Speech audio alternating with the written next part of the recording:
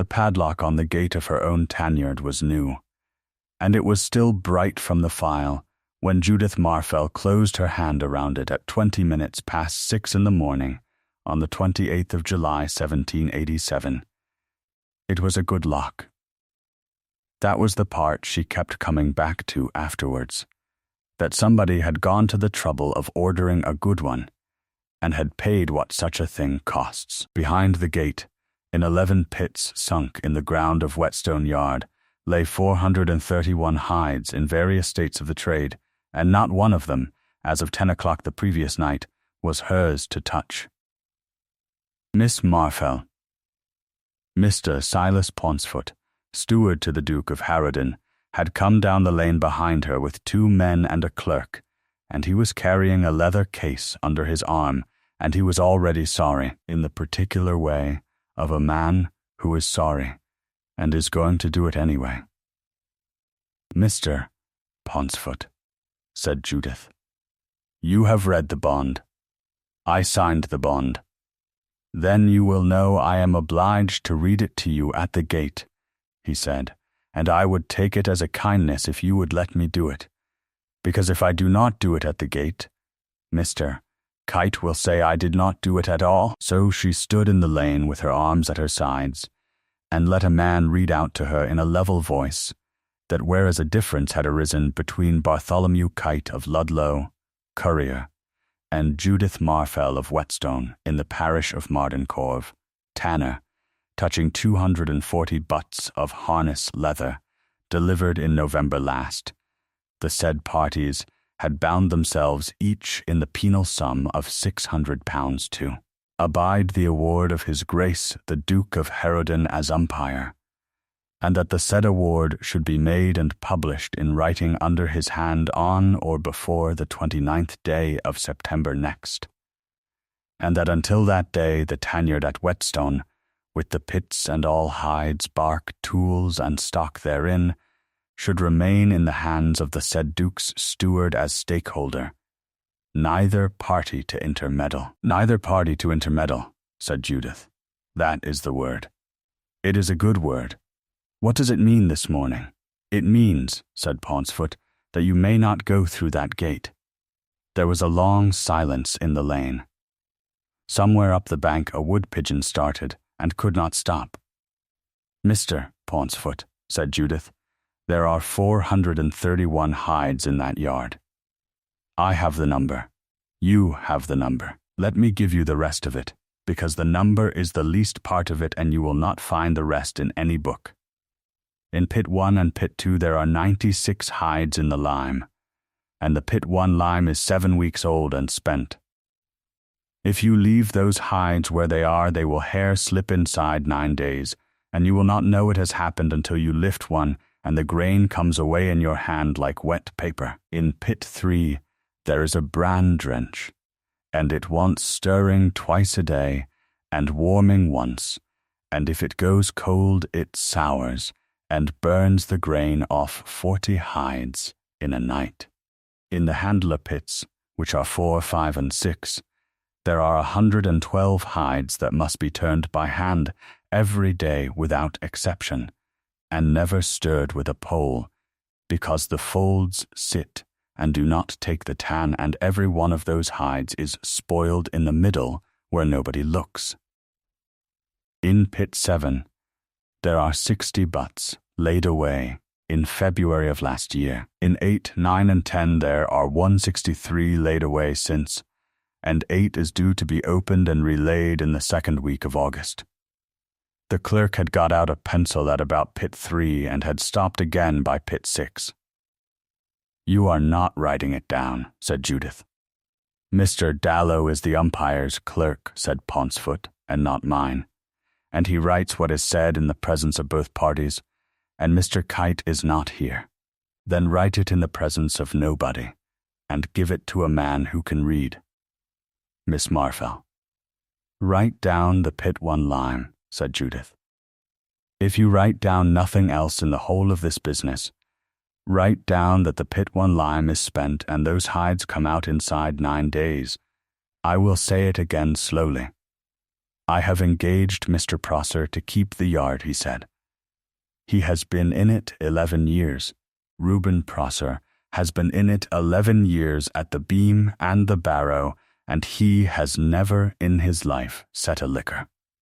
Because my father set the liquors, and then I set the liquors. And there is a reason a man is 11 years in a yard and still at the beam. Nevertheless, said Judith.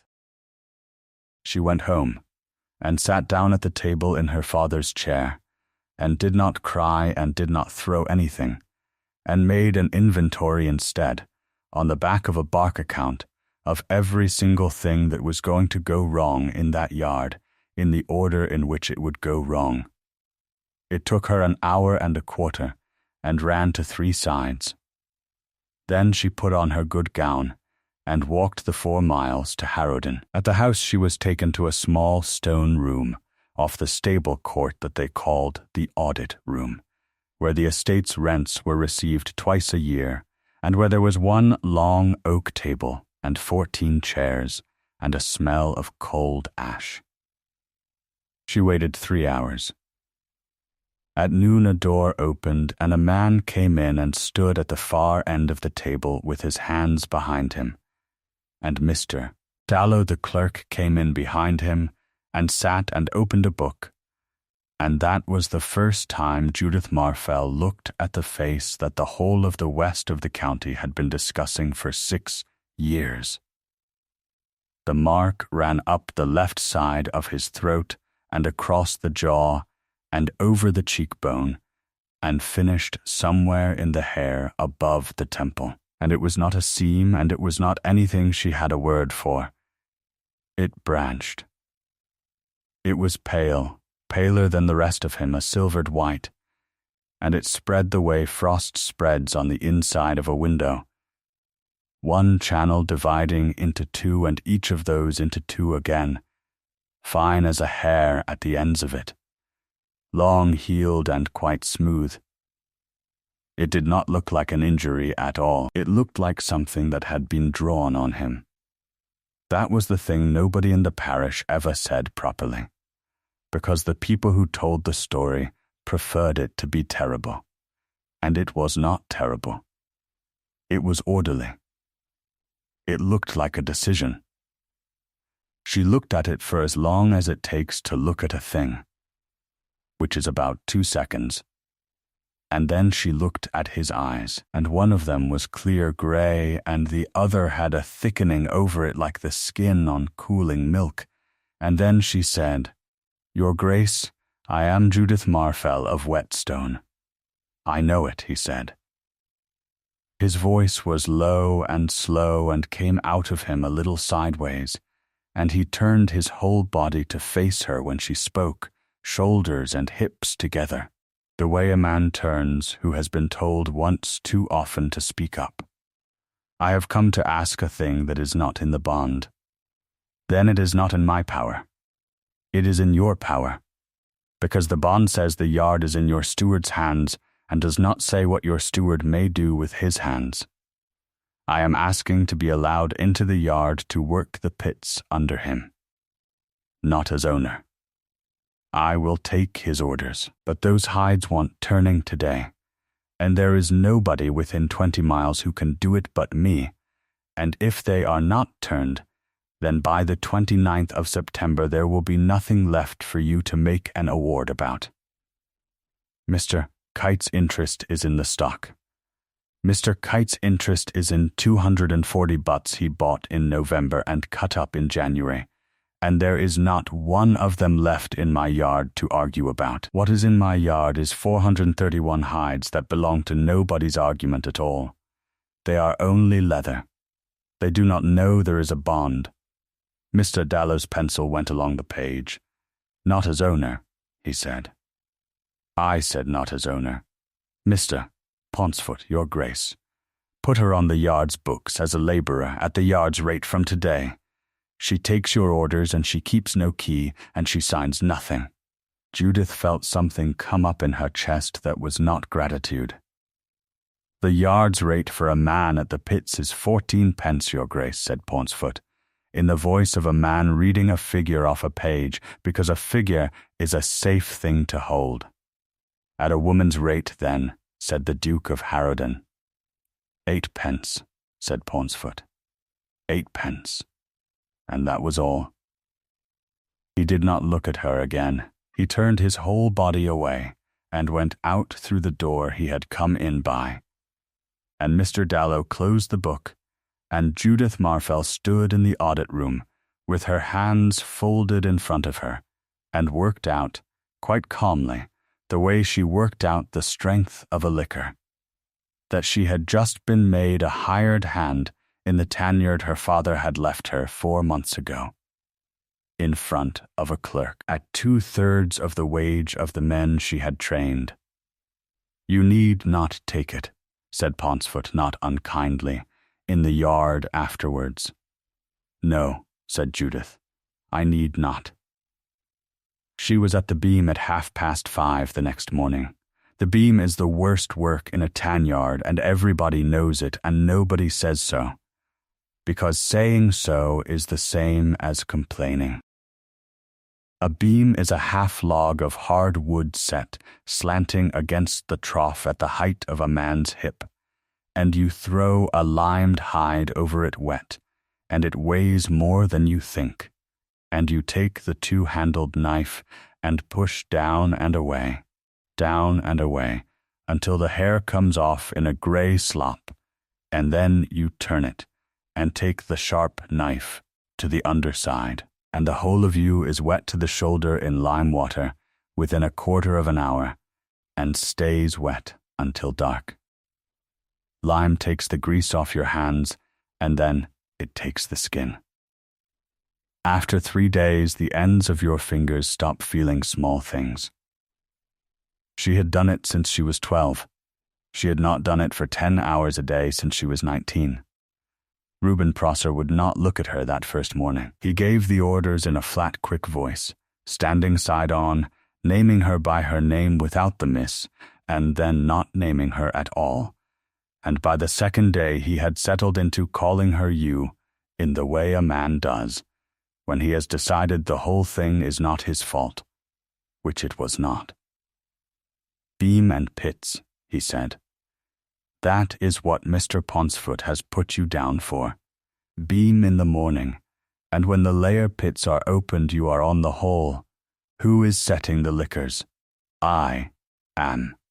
Reuben, I am, said Reuben Prosser, and if you tell me how, I am to send you off the ground, and he will have it from Mr. Kite's man by dinner that you were setting the liquors, and then they will empty the pits and sell the lot in August to end it, and where will your hides be then? So do not tell me how. He was entirely right, and he knew he was right, and she could see it cost him nothing at all to be right, and that was the first thing that made her properly angry. Old Corbett Vasey came across the yard at 7 with a barrow of ground bark, and stopped in front of her, and stood there with his hat in his hand for so long that she had to say, Corbett, put your hat on, Miss Judith. Put it on. 51 years I have been in this yard, said Corbett Vasey. 51 years and 4 months. I come to your grandfather in the spring of 1736. I know it. I do not know how to stand in it with you at the beam. Then stand in it the way you would stand in it with anybody at the beam, said Judith, and bring me the barrow when I call for it. And do not ever say miss to me on this ground again until the 29th of September, because Reuben is right, and if they can make it look as though I am running this yard, then they will empty it, and then we have all lost. Corbett Vasey put his hat on. He was 66 and lame in the near hip since a bark stack went over on him in 1759, and he could still shift more bark in an hour than a man of 30, and he had carried something in his chest since February of the year before last that he was not going to be able to carry very much longer, though neither of them knew it that morning. At 6 that evening, Mr. Pauncefort came out of the counting-house, with a japanned cash-box under his arm, and stood at the end of the drying shed, and paid the yard. He paid Reuben first, and then the 2 labourers, and then Corbett, and then Suki Prill, and then he came to Judith last, and opened his hand and counted 8 pence into her palm, coin by coin, from a height of about 2 inches, so that his fingers never touched hers. Miss Marfell. Mr. Paunceford, sign the book. I am not permitted to sign anything. You are permitted to sign for your wage, said Paunceford. It is not the same thing. It is the other thing entirely. So she signed the wage book, on the line under Suki Prill, in a hand that shook slightly from 12 hours on the knife and not at all from anything else, and she walked up the lane with 8 pence in her apron, and she did not spend it, and she did not spend the next one either. To understand what the next 63 days did to her, you have to understand the one thing about leather that nobody outside the trade ever believes, which is that you cannot tell it by looking at it. A butt of harness leather, properly made, is a hide of an ox off the back and the rump, the thickest part, trimmed of the bellies and the shoulders. It goes into the lime and loses its hair. It goes into the drench and loses its lime. Then it goes into the ooze, which is water that has had ground oak bark standing in it. And the ooze is the whole of the trade, and the whole of the argument, and the whole of this story. Oak bark is stripped in May, in about 6 weeks, when the sap is up, and the bark comes off the tree in whole sheets, with a sound like cloth tearing. It is dried and carted and ground under a stone in a bark mill, and it makes a liquor the color of strong tea, and that liquor goes into the hide and stays there. It does not sit on the surface like paint. It goes in from both faces at once, at a speed no man alive can hurry, and when the 2 brown fronts meet in the middle, the hide is what the trade calls struck through. And it is leather, and it will last 30 years on a road. Until they meet, it is not leather. It is a hide with leather on the outside of it, and something else in the middle. And that is the point. A butt that is not struck through looks perfect. It is brown. It is heavy. It is firm. It smells right. You may fold it and it does not crack. You may pare the edge and it pares clean. You may hang it in a shop for a year and no man in England will find fault with it. And then a carter buckles it into a trace on a wet March morning with 3 tons behind him. And the load takes it, and the middle of the leather, which never became leather at all, gives up. There is exactly one way to know. You cut it across. Thomas Marfell taught his daughter that before he taught her anything else. She was 7 years old, and he took a butt down off the pile and laid it on the bench, and gave her the round knife, and made her cut across the thick of it, through, in one draw. And then he took the 2 pieces and held the cut edges up to the window. What do you see? Brown? All the way? All the way. Now this one, said her father, and cut a second butt and held it up, and in the middle of the cut edge, running along it like the white of a bone, was a pale streak 2/3 the width of a wheat straw. What is that? It has not gone in. It has not gone in. What is it worth? Less it is worth what it is, said Thomas Marfell. It is worth strap and apron and common gear and a bad name if you sell it for anything else. Now say the thing back to me. You cannot tell a butt by the outside of it. And? Cut it across. And time is the only tanner. That is all of it, said her father. That is the whole of the trade. The rest is barrows. Time is the only tanner. A butt lies in the layer pits 14 months, and 18 is better. packed flat with a handful of ground bark spread between every hide, and the pit filled with liquor and covered with boards, and it is opened and relaid twice in that time with fresh bark, and then dried slowly in a loft with the air moving and no sun on it. From the ox to the saddler is the better part of 2 years. There is no yard on earth with money in it, because the money is all in the ground in the dark under the boards, going slowly brown. That is what was in the 11 pits at Whetstone on the morning Judith Marfell was made a labourer in her own yard, not stock, not goods, not property. Time, her grandfather's time and her father's time, and 4 months of her own. On the 3rd day she started the lath. It was not a plan. It began as the sort of thing a person does with their hands when they cannot do anything with their voice. When a layer pit is opened, the hides come up black and sodden on a hook, and the shank ends are trimmed off into the offal basket, because nobody wants a shank. Judith, on the haul, began to keep one trimming from every hide that came out under her hands. She took them up to the drying loft at dinner, and cut each one across with the round knife, and looked at the cut edge, and pegged the piece to a lath of oak with a shoemaker's tack, and scratched into the leather beside it the number of the pit and the date. The first day there were 9. She put the lath up on the rafter behind the sacks where the loft is dark, and nobody goes but Suki. "What is that for?" said Suki Prill.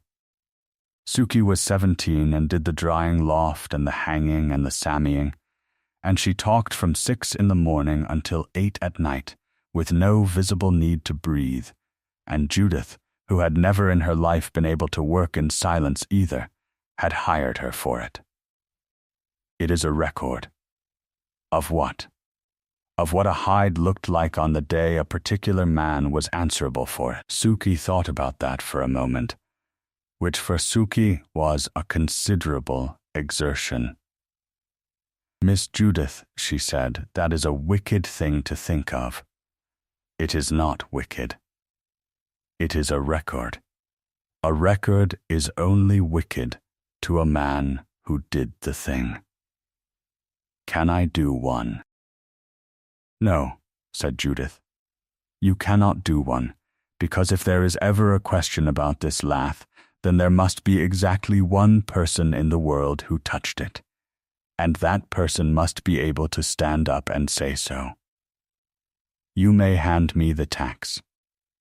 So Suki handed her the tax, and talked, and that is how Judith Marfell learned what the parish had been saying for 6 years, because Suki Prill had a mother and 5 aunts, and none of them had ever finished a sentence in their lives without starting another one. The Duke of Harrowden had been struck by lightning on the leads of the church tower of Marden Corve on the 14th of July, 1781, at 4 in the afternoon, in front of 30 people standing in the churchyard, which is the number the parish had settled on, and which had been 12 in the first week and 60 by the 2nd year. That much was true. He had been up on the leads with the plumber and the churchwardens over the re-leading of the tower roof, holding the line himself because he could never in his life leave a job alone, and the storm had come up the valley from the southwest, and it had found him. The rest of what the parish said was this: that 3 weeks before it, at the Easter sessions, he had prosecuted 3 men of Marden Corve for barking his young oaks in the Harrowden hangings by night, and that the 3 men were transported for 7 years, and that the wife of one of them had stood in the road when the cart went, and had said something out loud that people still repeated in a particular voice, and that on the 14th of July the Almighty had gone up onto the tower of his own church and given his answer in front of 30 witnesses, and had marked the man where everybody could see it, so that there would be no argument about the meaning. And he never said one word against it, said Suki, pegging up a shank. Not one, in 6 years. My Aunt Bet says a man that does not deny a thing has agreed to it. Your Aunt Bet has never been in a court in her life. She has been in the church, said Suki with dignity. Judith went on cutting and scratching dates and said nothing, and the thing that sat in her and went on sitting in her for the next fortnight was not sympathy, because she had not got much of that, and what she had was spoken for. It was a professional objection. It was the same objection she would have made to a man who told her he could tell a good butt by the smell of it. They had all read the outside of him, and not one single person in 6 years had cut him across. The yard began to go wrong on the 6th day, exactly the way she had written on the back of the bark account. The pit 1 lime was spent, and Reuben, who had been told by Poncefoot to change nothing without an order, left it, and on the 9th day 46 hides came out of it, with the grain slipping. Judith stood at the beam and worked them and said nothing, because there was nothing to say that would not lose her the ground, and put a trimming of each one on the lath, and by the end of that week the lath had 46 pieces of evidence on it that were not about her father at all. On the 11th day the bran drench went cold overnight because the furnace under it was let out, and soured, and burned the grain off 31 hides, so that they came up with a surface like the skin on a scalded pan. On the 14th day the handler pits were stirred with a pole. She saw it from the beam. The 2 labourers Poncefoot had put on, good men out of the hay who knew nothing whatever, had a long ash pole each, and were driving them round in pit 5, the way you would stir a copper, and the hides were going round in a slow black wheel, with the folds sitting in them, fold on fold, and every fold a place the liquor would never reach. Judith put down the knife and walked over and stood at the edge of the pit, and did not touch the pole, and did not touch a man, and said, in the flattest voice she owned, Reuben, I have my orders. Your orders are to keep the yard. My orders are to change nothing. Then I am telling you, as a laborer on the ground and in front of these 2 men, so that they may say afterwards that they heard it, that pit 5 is being spoiled at this moment in a way that cannot be undone in October or ever, and that the spoiling of it is not in any book, and will not show for 8 months, and that, when it shows, the man whose name is on the wage book for this fortnight will be the man who is asked about it. Reuben Prosser looked at her. Take them out by hand, said Judith. Hook and hand, one at a time, and lay them over the horse and drop them back in flat. It is 4 hours' work, and 2 men, and it is 4 hours you will get back 40 times over. He stood there long enough that she thought he would not. Then he said, Get the hooks, to the labourers, and turned and walked away to the bark barn, and did not speak to her again for 9 days. Mr. Bartholomew Kite was 46, and had the best currying shop in Ludlow, and a new Tanyard of his own going up on the corve below the bridge, and he was, in the ordinary sense of the word, a pleasant man. He came into the yard at Whetstone on the 16th with his hat in his hand, and looked at the pits with real interest, and asked Reuben 2 questions that were good questions, and at the beam he stopped and said he was sorry to see her there. He would not answer when she asked what he had paid for the 240 butts, because that was for the umpire, and it would not be decent to argue his own case with a woman up to her elbows in lime. It was only when he had gone up the lane that she understood he had come to look at her, and had gone away satisfied, and that what had satisfied him was the sight of the person he was suing standing in a leather apron, with grey lime water running off her arms. The umpire came to view on the 7th day. The bond gave him liberty to view the subject matter as often as he thought fit, and he thought fit every 7th day for the whole 63, 9 times in all, and he came on foot from Harrowden with Mr. Dallow behind him carrying the book, and Mr. Kite or Mr. Kite's man came up from Ludlow to be present, because a view at which only one party is present can be picked apart afterwards. The second view was on the 14th day, and it lasted an hour and 10 minutes, and it changed everything.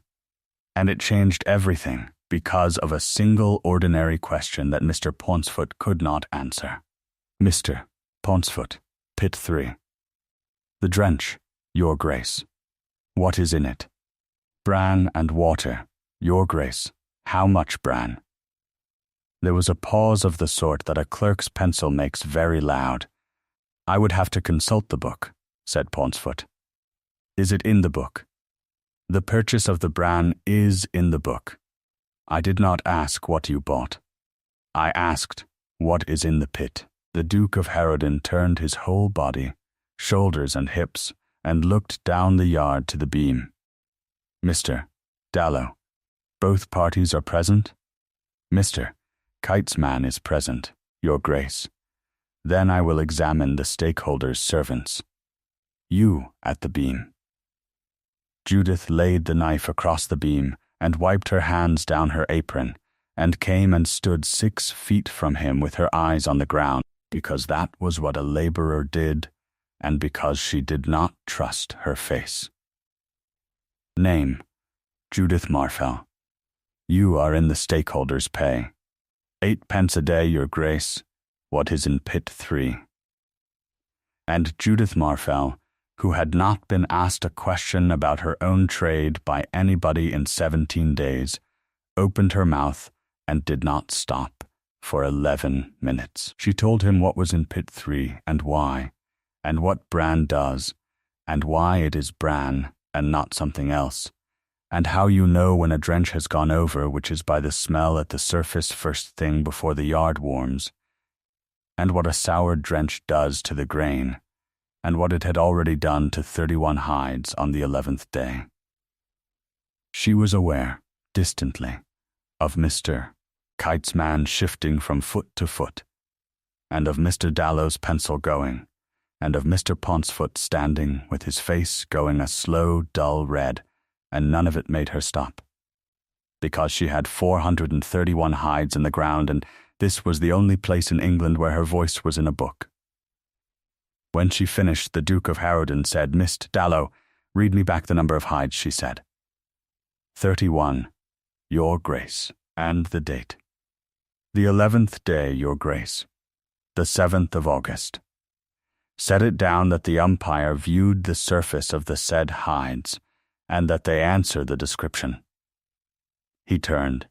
Miss Pauncefort, I will have the yard's day work read to me at each view hereafter, and I will have it read by whoever did it. After that there were 7 more views, and they got longer. The third lasted an hour and 40 minutes, and half of it was the lime pits. The fourth ran to 2 hours, because he asked why bark is stripped in May, and would not accept the first answer, which was that it comes off in May, and made her give the second, which is that the rising sap lifts the bark off the wood, and that in a bad spring the whole trade of the county turns on 9 days. The 5th was the bark barn and the mill. The 6th was the drying loft, and it was at the 6th that he stood under the rafters and did not quite look at the dark corner behind the sacks, and Judith understood with a small cold jolt that he had seen the lath a fortnight before, and had said nothing about it to anybody. What she came to know about him she learned in these hours, in front of a clerk and an enemy, in answer to questions about leather. She learned that he heard nothing on the left, and therefore stood always with his right side toward whoever was speaking, which the parish had been calling contempt since 1781. She learned that the left eye had thickened over slowly in the 2 years after the strike, so that he saw shape and light on that side and no detail, and that this was why he would stop a foot short of a step and then take it, and the parish called it pride. She learned that a long speech cost him something in the throat, so he built his sentences short and set them down one at a time like a man setting down plates, and the parish called it coldness. She learned to stand on his right without being told, and the first time she did it he stopped in the middle of a sentence for about half a second, and then went on, and she learned the hand. It was at the fifth view, in the bark barn, where the light comes in bars. Mr. Dallow put the book down on the ledge and offered the pencil, and the Duke of Harrowden did not take it, and said, "You write it." And Mr. Dallow said, "Yes, Your Grace," in the smooth voice of a man who has said it 400 times. And Judith, standing there with a handful of ground bark she had been asked to describe, looked at the right hand hanging at his side and saw that the last 2 fingers did not sit with the others, and that she had been standing on his right for a fortnight, and had never once seen him use it. She thought about that all the way home, and what she thought was not what a person is supposed to think. She thought, an award must be published in writing under his hand. Under his hand.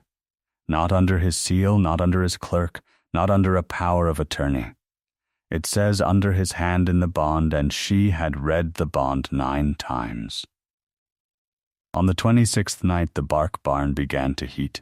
Corbett Vasey came up the lane to her door at 11:30, with a lantern and no hat, and said one word, which was bark, and she was in her boots and out of the house before he had turned round. Ground bark stacked damp will heat in the middle the way hay does, slowly in the dark, for days, and there is a smell it makes at the end of that process that is sweetish and warm and entirely unmistakable, and after the smell there is about half a day, and then a barn with 40 tons of ground oak bark in it cannot be put out by any means whatever, and there is no bark to be had in England in August at any price.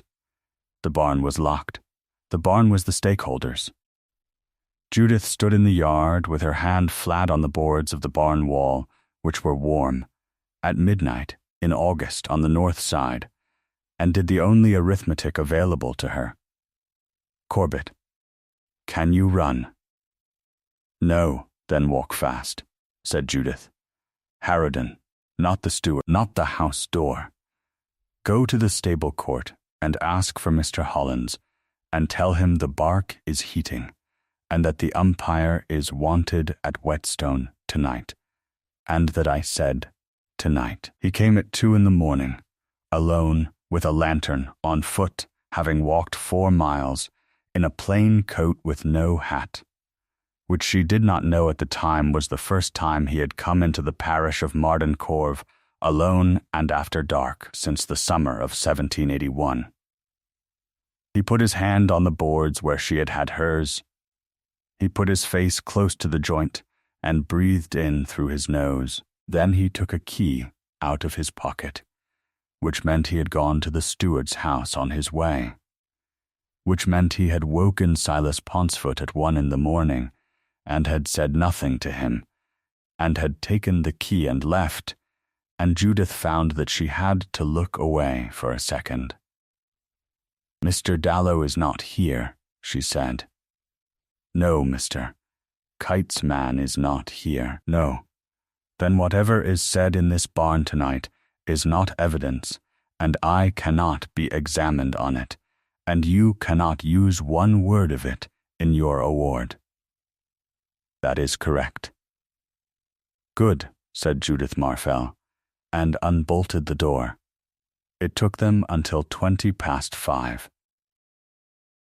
There were 6 of them, Judith, Corbett, Suki, Reuben Prosser, who came because Suki went and got him, and who never afterwards explained himself, one of the hay laborers, and the umpire of the reference, who took off his coat and put it on a nail, and worked in his shirt for 3 hours and a half turning a bark stack, with a wooden shovel held mostly in his left hand, with his right laid over the shaft as a rest, at a rate that was slower than everybody else's and did not stop once.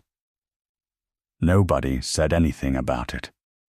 That was the courtesy, and everybody in that barn understood it, and Suki Prill, who had never held her tongue about anything in her life, held it for 3 hours and a half. At the end of it, the heart of the stack was broken open and spread thin over the whole floor, and it was steaming faintly in the lantern light, and it was going to be all right, and the 6 of them sat down on the sacks along the wall with their backs against the boards, and Suki went to sleep, sitting up. Miss Marfell, Your Grace, how long have you known the bark was heating? Since about noon. You waited 11 hours. I waited until it could not be called intermeddling, said Judith. If I had come to you at noon, you would have had to refuse me, because it would have been the owner asking the umpire for a favor about her own stock. At midnight, it is a laborer sending word to the stakeholder's principal that his property is in danger, which is a thing any hand in any yard may do. She looked at the floor. I am sorry. It was 11 hours of risk, and I took it deliberately, and I would do it again, because the yard is no good to me if I am put off the ground. There was a pause. You are the only person who has told me the truth about a decision since 1781, said the Duke of Harrowden. He got up off the sacks at 5:30 and took his coat off the nail and put it on, and stood in the doorway of the bark barn with the first grey of it behind him. Miss Marfell, nothing that was said in this barn is evidence. No, nothing that was done in it is either. No, Your Grace. Then I will say a thing that is not evidence, said the Duke of Harrowden. There is no clause in that bond that obliges you to keep this yard alive for 63 days for the benefit of a man who is suing you. You are doing the work of 3 people at the wage of half of one, and you are doing it for stock that will be sold over your head if I award against you. I have asked myself for a fortnight why. I have not found an answer that I believe. It is very simple. Then, give it me. If those hides are spoiled, said Judith, it will be because I was not allowed to touch them. And everybody will say so, and everybody will be sorry for me. And in 14 months' time, when they come out of the ground and go up to Ludlow with my father's name on the bill, they will be bad leather, and 40 men will buckle bad leather onto their gear, because it came out of Whetstone. I do not care whose fault it is, Your Grace. Fault is a thing for after. There is no such thing as leather that is bad through no fault of mine. There is only bad leather. He stood in the doorway for a moment. Good morning, Miss Marfell, he said, and walked back to Harrowden in his shirt sleeves with his coat over his arm, in the dark, alone, and was seen doing it by the miller's man, and by nightfall there was a version of it in 3 public houses which had him coming out of the tanner's house. They opened pit 7 on the 35th day, which was the 1st of September.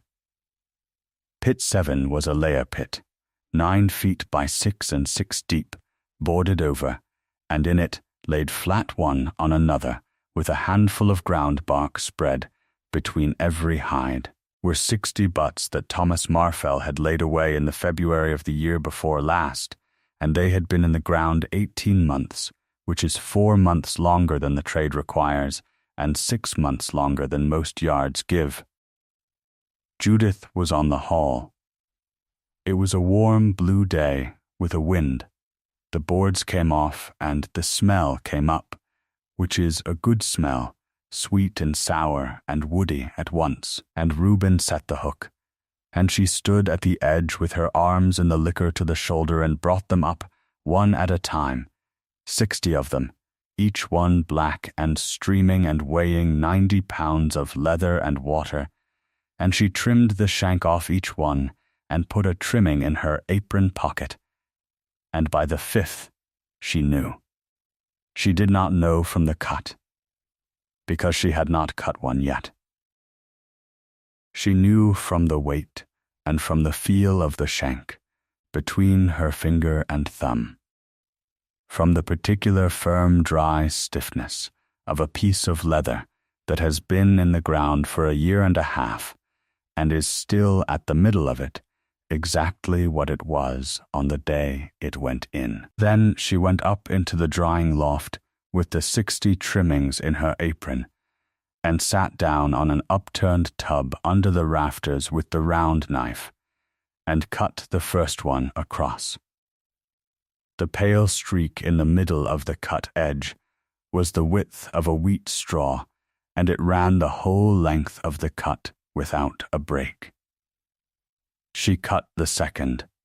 She cut the third. She cut all 60, one after another, in the loft in the last of the daylight, and 60 out of 60 showed the streak, and on 11 of them it was a good third of the thickness of the butt, and there was not one clean-cut edge in the whole pit. Her father laid those hides away on the 9th and 10th of February 1786. She got down from the loft in the dark, and went to the counting-house, which was not the stakeholders, because the bond said the yard and the pits and the stock and did not say the papers, and got out the tally-book and put the candle on the desk, and turned back to the winter of 1786 in her father's hand. The laying away of the 9th and 10th of February 1786 was 300 hides. 240 of them were drawn on the 4th of November 1786, dried, sammied, rolled, and struck, and delivered to Mr. Bartholomew Kite, currier, of Ludlow. 9 months. She sat with her hands flat on the desk on either side of the book, and read the entry 4 times, and then went back to the setting of the liquors, and there it was in the same hand, and there was no concealment in it whatever, because he had never for one moment intended to conceal it from her. Thomas Marfell had written down exactly what he did, in the plainest possible words, the way he had written down everything he had ever done in his life, and then he had died in March before he got to telling her. The liquors of the 9th of February 1786 were set at more than double the strength any handler pit in that yard had ever been set in 50 years, and warmed, and the hides put through the whole of the coloring in 5 weeks instead of 4 months. Judith Marfell sat in the counting-house at Whetstone at 11 at night on the 1st of September 1787, and said the thing out loud, in an empty building, in the plainest words she had, because a tanner who lies to herself loses a pit, and a tanner who lies to herself twice loses a yard. My father put 300 hides through in 9 months in a strong hot liquor, she said. He case-hardened them at the start, and no time in the ground afterwards could ever mend it. He sold 240 of them to Bartholomew Kite in November. They were not struck through when they went, and they are not struck through now. And I dressed them, and I rolled them, and I carted them, and I never cut one across, because he was my father, and Mr. Kite is right. Then she put her head down on the desk on her arms, and stayed there for a while. Corbett Vasey was waiting in the lane in the morning at 4:30, standing in the dark with his lantern out, and he had been there some hours. "You opened 7, he said. "I opened 7. I set them liquors. I know it. He stood there and he told me the strength, and I said, Master. And he said, set them, Corbett. And I set them. The old man was holding the handle of the lantern with both hands. It were the Lady Day money.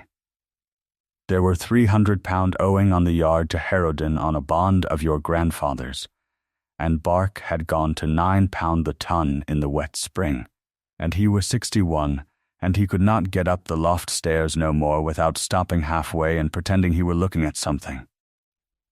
He come to me in the January, and he said, "Corbett, I can make one lot pay it, or I can lose the yard, and there is no third thing.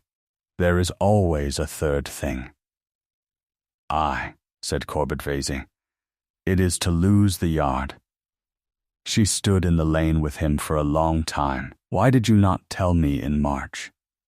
"Because he asked me not to, and then he were gone, and then it were only me that knowed, and every day I did not say it were a day it got harder to say, and then Kite's trace parted on Hanley Bank in the spring, and there were a man's arm broke, and I have not slept 3 hours together since." He was crying, in the way old men cry, which is mostly in the shoulders. 51 years I been in that yard. Your grandfather learnt me the beam. Corbett, I know it. Corbett, look at me. You will say all of that again on the 29th of September, in front of the umpire and Mr. Kite, and whoever else is in that room, exactly as you have said it to me now, and I will be standing next to you. That will finish us, said Corbett Vasey. Yes, said Judith. It might. She walked to Harrowden that afternoon in her working clothes, with the lime still on her forearms, and asked at the stable court for Mr. Hollands, and waited in the audit room 40 minutes, and when the Duke of Harrowden came in, she said, "Before he had got to the end of the table, Your Grace, I am about to tell you a thing that will decide this reference against me, and I want it understood that I have come to say it of my own will, and that nobody has asked me for it." Stop. She stopped. "Is Mr. Kite present?" said the Duke of Harrowden. "No, is Mr. Kite's man present?" "No, Mr. Dallow is not in the room." He put his hand on the back of a chair. "Miss Marfell, I am an umpire under a bond of submission, and there is one rule that holds the whole of this business off the ground, and it is that I may not receive anything from one party out of the presence of the other. Not a document, not a word. If I hear it here, and if it should ever come out that I heard it here, then whatever I award is set aside on motion in 20 minutes, and the whole matter goes to law, and the yard is sold to pay the costs of it inside a year, and Mr. Kite gets nothing, and you get nothing. Then I will say it in front of him. You do not know yet what you are going to say." "I know exactly what I am going to say," said Judith Marfell. "I am going to say that the 240 butts Mr. Kite bought of my father in November of last year were put through the colouring in 5 weeks in a liquor at more than double strength, and that they were never struck through, and that I have 60 of the same laying in my drying loft, and I will cut every one of them across in front of the room, and that Mr. Kite's claim is a true claim, and that the leather was bad, and that I dressed it and delivered it myself. The room was very quiet. That is your father you are describing," he said. "Yes, you understand what it does to the name of the yard. I have understood it since 6 o'clock last night." "Sit down," said the Duke of Harrowden, and she did, and he did not, and he stood at the end of the table with his right hand out of sight, and said, "I will not advise you. I am not permitted, and I would not if I were. I will tell you 3 things that are facts, and you will do what you do with them.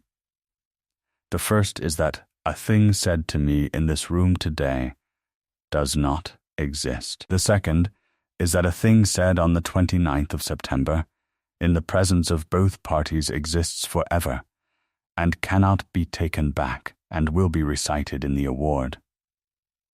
The third is that if you say it, you will lose, and if you do not say it, you may very well win, because Mr. Kite has to prove his case, and at present he cannot. And the only evidence in England that would prove it is standing in front of me at 8p a day. I know all three of those things. Then why did you walk 4 miles to tell me? Judith looked at her hands, which were grey to the elbow. Because I wanted one person to know I had decided it before I did it, she said, and not after, when it might look like courage. And because there is nobody left to tell. My father is 6 months gone, and Corbett is 66, and Suki is 17, and Reuben will not speak to me. She looked up. And because you are the only man in this county who will not tell me I am doing the noble thing, which I am not, I am doing the only thing. There was a pause that went on slightly too long. Your Grace, she said, may I ask you a question that has nothing to do with leather? No, said the Duke of Harrowden. And then, after a moment, ask it. At the Easter sessions in 1781, did you ask for 7 years? The silence in the audit room had a shape to it. No, he said. What did you ask for? A fine of 40 shillings and the costs of the prosecution. And who asked for 7 years? The bench, said the Duke of Harrowden. 2 other gentlemen whose oaks were in the same hanging. It was put to a vote, and I was one voice on it, and I lost it. And the men went. And one of them is in New South Wales, and one of them is in Portsmouth, and one of them came back in 1786, and works for the miller, and will not take money from me. Did you ever say so? I said it at the time, in court, and it is in the minute book. And to the parish. No, why not? Because it sounds like an excuse, he said. And because it is one. There were 28 days left, and she spent them the way she had spent the first 35, which was at the beam from 5:30 until dark, at 8p a day. But she used her evenings. On the 50th day she walked into Ludlow, 7 miles, and paid 2 shillings at the office of the clerk of the peace for an office copy of the bond of submission. Because she had read it 9 times off her own counterpart, and wanted to see whether the enrolled copy said anything different, and it did not. It said, in the same words, that the award should be made and published in writing under his hand on or before the 29th day of September. And then, standing at the counter with the copy in her hand and the clerk's man waiting to be paid, she heard herself say, "Do you keep the sessions minutes here?" Which year?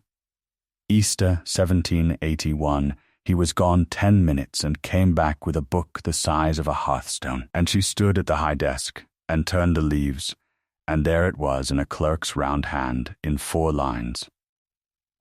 The prosecutor moved that the defendants be fined 40 shillings each with the costs of the prosecution, whereupon it was moved and seconded that the offence being a felony, under the statute the defendants be transported for the term of 7 years, and the court so ordered, the prosecutor dissenting. The prosecutor dissenting. She paid 6p to have those 4 lines copied out and signed by the clerk's man as a true copy, and folded it small, and put it in the inside of her stays, and walked the 7 miles home. And she had no intention whatever of using it, and she told nobody she had it. On the 52nd day she went to Mr. Otley. Mr. Otley had been a sealer of leather at Ludlow for 30 years, appointed by the corporation, and his whole office in the world was to search leather offered for sale and put the town's mark on it or refuse it. And he had been at Thomas Marfell's wedding and at his funeral, and he was 68. "Judith," he said, and then looked at her hands, which were grey and cracked across the knuckles, and had to look somewhere else for a moment. "Mr. Otley, I want to ask you about the 4th of November last. The Whetstone butts, you remember them?" "Judith," said Mr. Ottley, "I have thought about very little else since March. Sit down."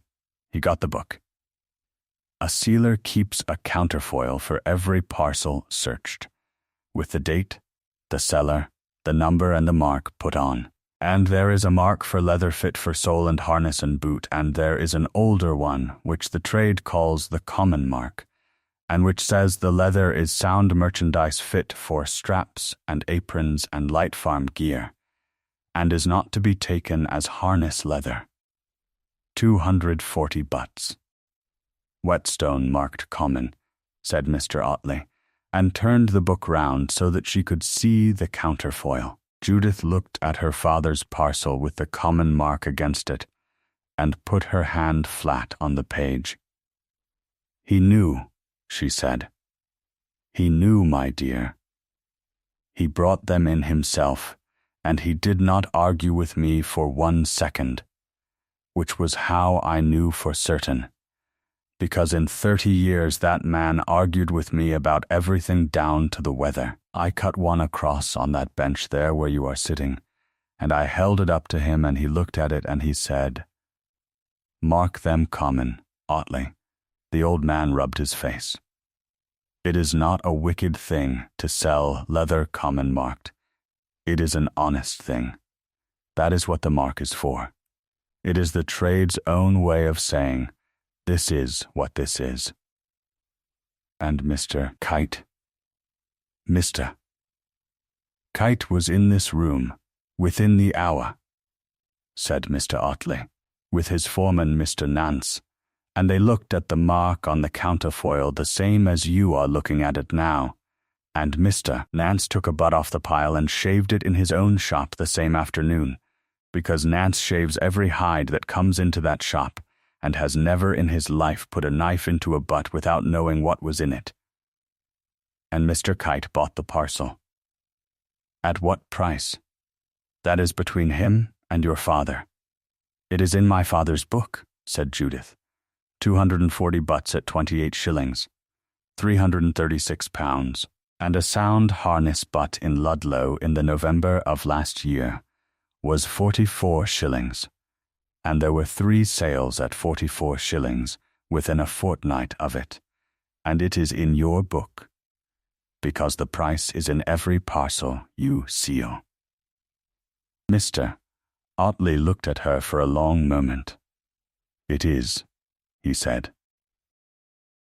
"Mr. Ottley, will you come out to Whetstone on the 29th of September and bring the book?" "I have had my coat brushed since March," said Mr. Ottley. "Reuben Prosser came to her on the 55th day. He came at dinner, when the yard was empty, and stood in front of the beam with his hands at his sides. 'I told Kite's man when 7 were coming up,' he said. 'I know. How? Because Mr. Kite's man was at the top of the lane at 8 in the morning on the 1st of September. And he does not live there,' said Judith. 'You may as well hear the rest of it, Reuben. He got nothing for his money. There was nothing to see. I did the cutting up in the loft afterwards.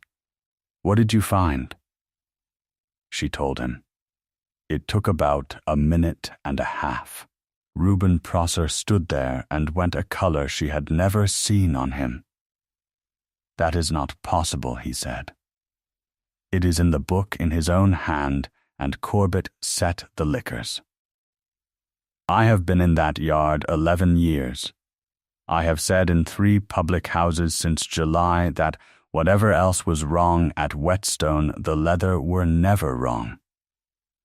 You were saying what you believed. I were saying what I knowed,' said Reuben, and that was the difference, and both of them heard it. He turned round and looked at the pits for a while. 'Miss Marfell, my brother went in 1781. I know that too. He were 19. He come back last year, and he will not stop in a room with me because I told him at the time he were a fool, which he were.' Reuben rubbed the back of his neck. 'I have hated that man for 6 year. I do not know what to do with it now, because I have watched him turn a bark stack in his shirt for 3 hours and a half with one hand, and I cannot get it to sit anywhere." "Do not put it anywhere yet," said Judith. "There is one more thing to come out, and it is not mine to tell you. Reuben, on the 29th you will be asked what you saw at pit 5 on the 14th day, and at pit 1 on the 9th. Say what you saw. Do not say a word about what you think, and above all do not defend the yard, because the yard has nothing coming to it." The 7th view was on the 49th day, and the 8th on the 56th, and they were short, and he asked her nothing that was not on the paper in Dallow's hand, and she understood perfectly well why, and it was one of the loneliest fortnights she ever spent.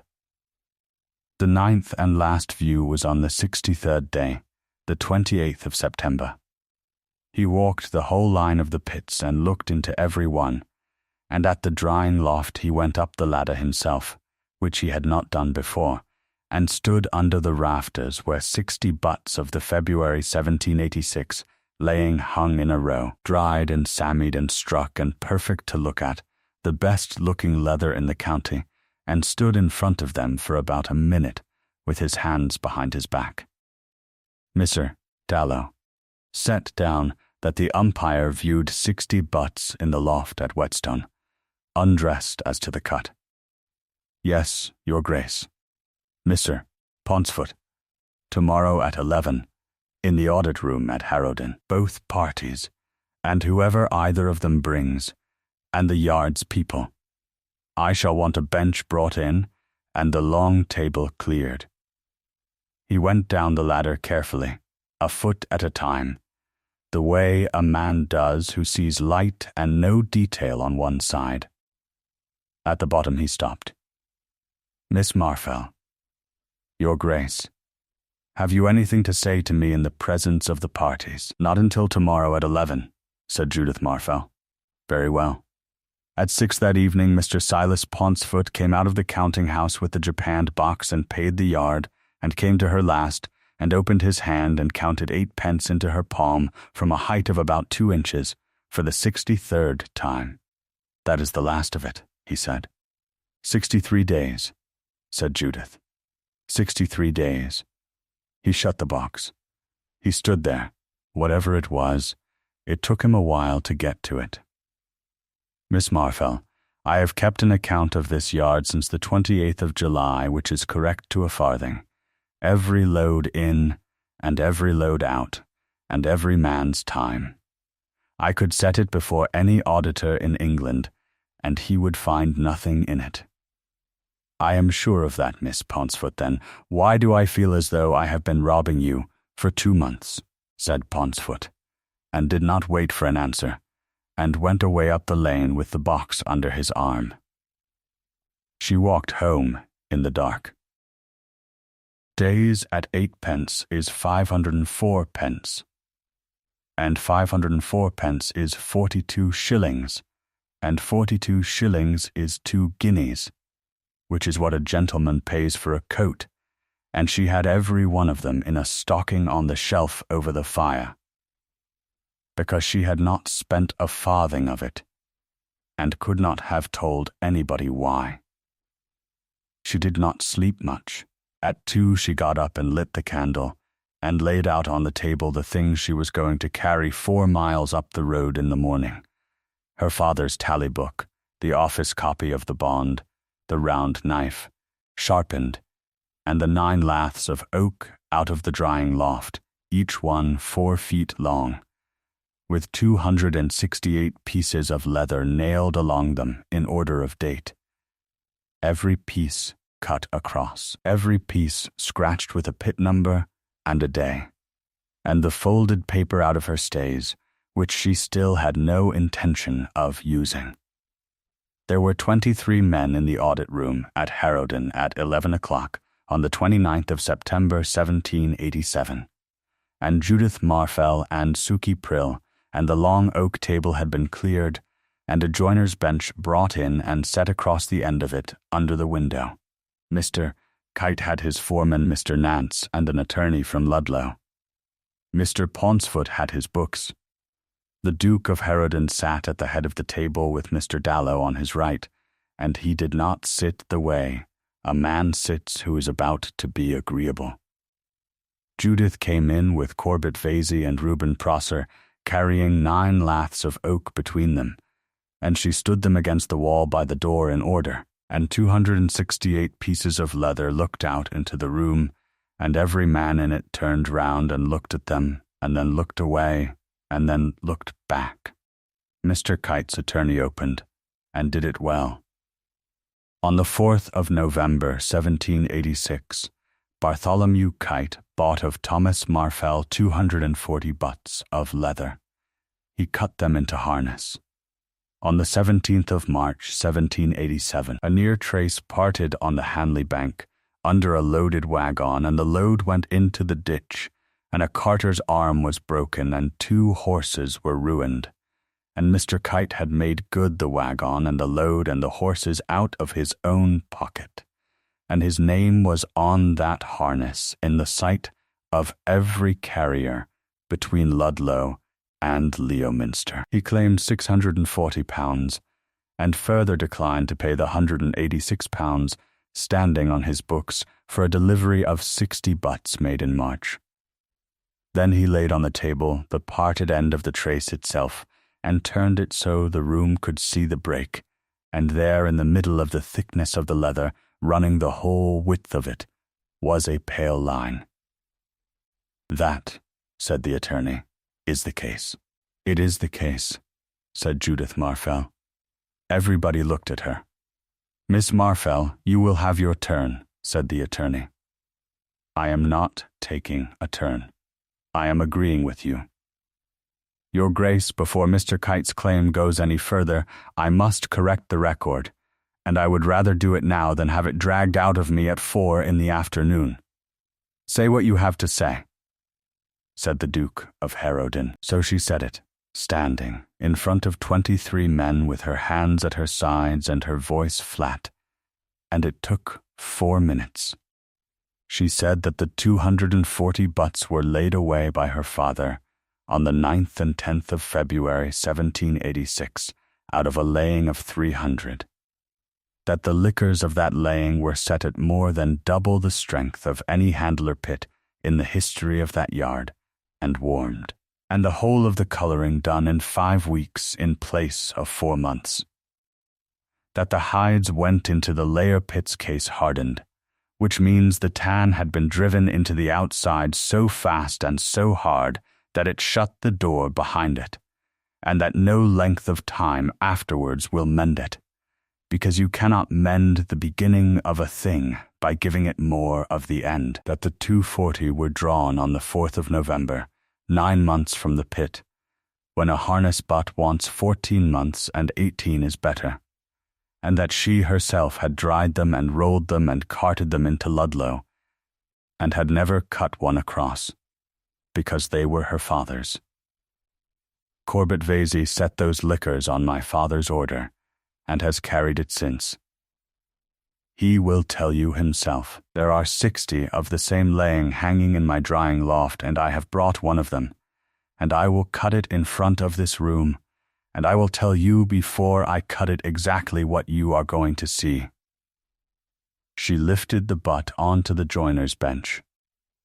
It was the best-looking piece of leather in the county, heavy even, a deep warm brown, firm under the hand, and Mr. Nance, who could not help himself, made a small sound of approval. She took the round knife out of her apron and cut it across the thick of it in one draw, and turned the 2 cut edges to the window. Down the middle of both of them, clean as a chalk line, ran the pale streak.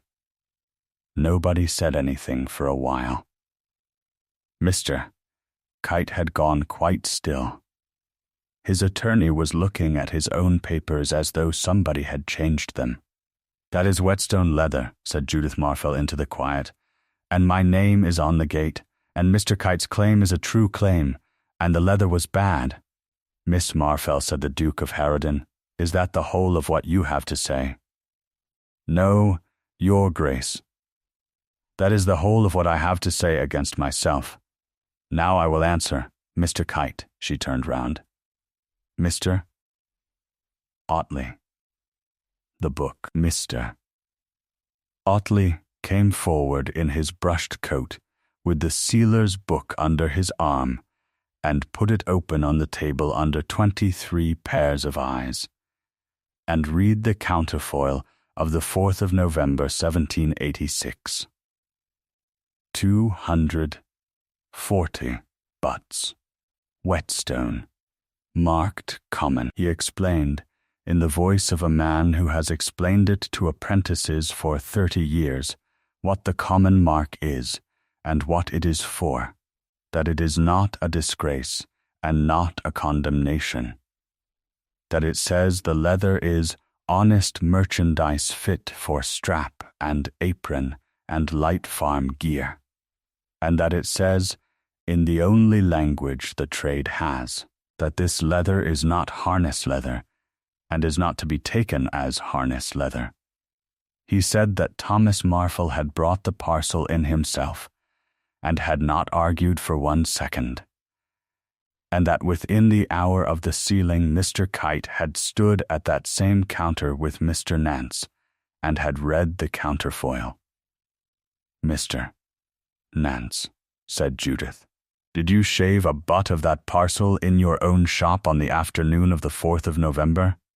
Mr. Nance looked at his employer, and then at the floor, and then he said, I shave every hide that comes into that shop. What did you see? I saw what is on that bench, said Mr. Nance. Did you tell Mr. Kite? I told him it were common leather and common priced, and I would not put it in road harness. Judith opened her father's tally book at the 4th of November. 240 butts at 28 shillings, she said. 336 pounds. Mr. Otley, what did a sound harness butt fetch in Ludlow in that fortnight? 44 shillings. There were 3 parcels at 44 within 10 days of it, and they are all in my book. So the difference on 240 butts is 192 pounds, said Judith. Mr. Kite, you paid 192 pounds under the price of harness leather, at a counter, in daylight, with the common mark on the counterfoil in front of you, after your own currier had cut one across and told you what it was. You did not buy bad leather by accident. You bought common leather at a common price, and then you cut it into road harness and sold it as harness. And when it did what everybody in this room knew it would do, you came here and asked for 640 pounds. She shut the book. My father is not blameless, and I am not, and I have said so first and in my own words. But you were not deceived. You were the only man in the whole of this business who was never for 1 moment deceived, because you paid 28 shillings, and no man in England pays 28 shillings for a sound butt. Mr. Kite's attorney tried 3 things after that, and the second was the one that mattered. The first was the wage book. Mr. Pauncefort, doing what he was asked and hating it, produced the yard's wages for 63 days with her name on every one of them, and the attorney said that the claimant's whole security had been that the stock lay in indifferent hands, and that instead the owner had been in the yard every day for 9 weeks, with her arms in the pits, and that the sequestration was broken and the umpire should decline to award at all. Judith let him finish and then said, the laths, and Reuben Prosser and Corbett Vasey and the 2 hay labourers stood up one after another and were asked what they had seen, and said it flat, without ornament, the pit 1 lime spent, and 46 hides hair slipped on the 9th day. The drench let go cold on the 11th, and 31 hides burned in the grain. Pit 5 stirred with a pole on the 14th, Pit 8 due to be opened in the 2nd week of August, and not opened at all. and behind them stood 9 laths, with 268 pieces of leather on them in date order, every piece cut across, every piece scratched with its pit and its day, and any man who wanted to know what the indifferent hands had done to the stock could walk 8 feet and look at it. I intermeddled with nothing, said Judith. I was on the books at 8 pence a day, which is 2/3 of a man's wage, and I signed nothing, and I held no key, and I took Mr. Prosser's orders, and I have a record of every hide I touched, and I would be glad to know whether anybody in this room has a better one. The second thing the attorney tried was the umpire. He observed that the Harrowden estate held a bond of £300 upon the Tanyard at Whetstone. He observed, more delicately, that a reference of this kind depended upon confidence. And then he said, in a voice pitched at the room and not at the table, that the county had its own opinion about the quality of justice that came off the Harrowden bench, and had held that opinion since the Easter sessions of 1781, and that there were 3 families in Mardencorve who could speak to it. The room went absolutely silent. Mr. Dallow put his pencil down. The Duke of Harrowden did not move at all, and Judith saw exactly what it cost him not to, which was everything. She took the folded paper out of her stays. This is an office copy of the minute of the Easter sessions of 1781, made and signed by the clerk's man on the 50th day of this reference, and it cost me 6 pence, and I have carried it for 13 days with no intention of ever producing it, said Judith Marfell. The prosecutor moved that the defendants be fined 40 shillings each with the costs. It was moved by another gentleman that they be transported for 7 years, and the court so ordered. She laid it on the table, the prosecutor dissenting. It is 4 lines. It has been sitting in a book in Ludlow for 6 years, and anybody in this county could have had it at any time, and not one of us went and asked, because we had all decided we could read the man by the outside of him. Nobody moved. That is not evidence in this reference, said the Duke of Harrowden. His voice had gone down into the back of his throat. Mr. Dallow will not enter it. No, your grace, said Judith. But 23 men heard it, and 23 men have wives. The third thing the attorney tried was not worth writing down. The award was made at 20 minutes past 3. He gave it aloud, out of his head in short sentences with his hands on the table, and Mr. Dallow wrote it down and engrossed it fair on a skin of parchment while the room waited. The claim of Mr. Kite for £640 was disallowed in the whole, for the reasons that he purchased common marked leather at 28 shillings the butt, being £192 under the harness price, with the mark before him, and his own currier's opinion in his ear, and afterwards wrought it into road harness, and sold it as harness leather. Mr. Kite was to pay Miss Marfell the £186 standing on his books within 30 days. Of the 60 butts remaining in the loft at Whetstone, not one was ever to be sold otherwise than common marked. The stakeholder's account was surcharged with the value of 46 hides hair slipped, 31 hides burned in the grain, and 112 hides mishandled in pit 5, and the umpire observed, without any change whatever in his voice, that a steward who keeps a perfect account of a thing he does not understand has kept an account of nothing. And then he stopped, and said, "One more. Take this down as I say it. Because the leather did in fact fail, and because a man who was not a party to this reference has an arm that was broken on the Hanley Bank, the sum of £60 shall be paid by Miss Marfell to Thomas Rees, Carter, of Ludlow, over 2 years, he having asked for nothing, and having no one here to ask for him. Your Grace, said Mr. Kite's attorney, Rees is not a party. I am aware of it, said the Duke of Harrowden. There is nobody else in this room who will. Judith Marfell said, I ask for one clause of my own, and I ask for it to be against me. Say it, that for 3 years the yard at Whetstone shall cut one butt across in every parcel it offers for sale, and show the cut edge to the buyer, and that if it fails to do so, the buyer may return the parcel at the yard's charge. Mr. Dallow's pencil stopped.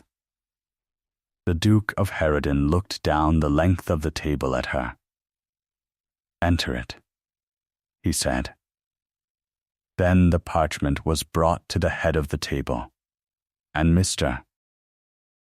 Dallow set the standish beside it and offered the pen, and there was a small movement all round the room, the movement of 23 men who have remembered at the same instant that an award is not worth the skin it is written on, unless it is published in writing under the umpire's own hand, and that the man at the head of the table had not written his name in front of another human being since the 14th of July, 1781, he took the pen in his right hand. And Judith Marfell turned round to the room with her back to the head of the table and said, in a carrying voice, Mr. Otley, while we are all here, I should like to know something. When was the common mark first used in this town, and who has the keeping of the iron? Mr. Otley, who was 68 and no fool, said now, that is a very good question, and the answer to it goes back a long way, and began at the charter. She let him run 2 minutes, and then took it off him and gave the room the bark, why it is stripped in May and not in June, what the sap does under it, what happens to a county's whole trade in a wet spring, why the tan in the hide a saddler buys tomorrow came off a tree 2 years ago, what a ton of it costs, what it weighs, what it smells like in the barn on a hot afternoon, and what it smells like 4 days before it fires. She was not clever about it, and she did not make a performance of it. She simply talked, at the pace she talked at the beam, and 23 men stood in a stone room and listened to a woman explain oak bark, and not one of them turned round. Behind her, at the head of the table, a man wrote 2 lines of his own composition and then 9 letters slowly, and put the pen down. Published, said Mr. Dallow. Mr. Pauncefoot took the padlock off the gate at Whetstone himself at 7 the next morning and put it in his pocket and handed her the key, and then stood there. I should like to be shown a pit, he said. Not today. When you have time. I am 51 and I have kept books for 26 years and I have never once been shown a pit. She showed him 3 of them the following week, and he wrote for an hour and a half, and at the end of it he ruled a new column in the estate's yard book and put a heading on it in his small clerk's hand, and the heading was what this ends, and he used it for the remaining 9 years of his service, and his successor used it after him, without ever knowing why it was there. Reuben Prosser walked to Ludlow in October and stood in his brother's yard until his brother came out. The 4 lines out of the sessions book went round the parish of Mardencorve the way such things do, which is not all at once. Suki Prill had it in 3 houses by the Sunday, and 9 by the following market day, and her Aunt Bet, who had been saying for 6 years that a man who does not deny a thing has agreed to it, said that she had always thought there was more in it than was let on, and nobody contradicted her. Because that is how a parish changes its mind, not by admitting anything, but by discovering that it had privately held the other opinion all along. Mr. Kite paid the £186 on the 24th day of the 30 allowed him. He also, in November, sent Mr. Nance out to Whetstone with an order for 40 butts and a note saying that he would take them on the yard's own terms, cut across in the parcel, and that he would be obliged if the cutting were done in front of him. Judith could not decide for a week whether it was an apology or a piece of business, and concluded in the end that with Bartholomew Kite there had never been any difference between the two, and filled the order. Thomas Rees was paid £60 over 2 years in 8 payments, and the first of them was carried into Ludlow by hand, and Judith would not send it by the carrier, and the reason she gave was that a thing owed to a man ought to be put into his hand by the person who owes it. It was Mr. Dallow who told her about the 8 pence in the audit room in the first week of December, while she was waiting to sign for the surcharge on the stakeholder's account, and he did it in the flat voice of a clerk, mentioning a point of procedure. You will have understood by now, Miss Marfell, why the wage was fixed where it was. I have not. Mr. Dallow looked up. Ah, he said, then I have said too much, and I shall now say the rest, because I am 60, and I shall not be asked twice. If his grace had put you into that yard at a man's wage, or with a key, or with any authority whatever over any person in it. Mr. Kite's attorney would have moved within the week that the owner was in possession and the sequestration broken, and he would have carried it, and the pits would have been emptied and the stock sold in August to end the dispute, and you would have had nothing on the 29th of September to make an award about. A labourer at 8 pence has no standing, no possession, and no authority. A labourer at 8 pence cannot be objected to. He closed the book. It was the only lawful arrangement in England that would have kept your hands on your own hides, and it had to look exactly like what it looked like. He was in the yard at 6 on the evening of every view, standing where he could see it counted into your hand. Judith Marfell stood in the audit room for a moment, and then said, "Thank you, Mr. Dallow," and went out into the stable court and stood in the cold with her hand flat on the wall until she could go home. She never spent the 2 guineas.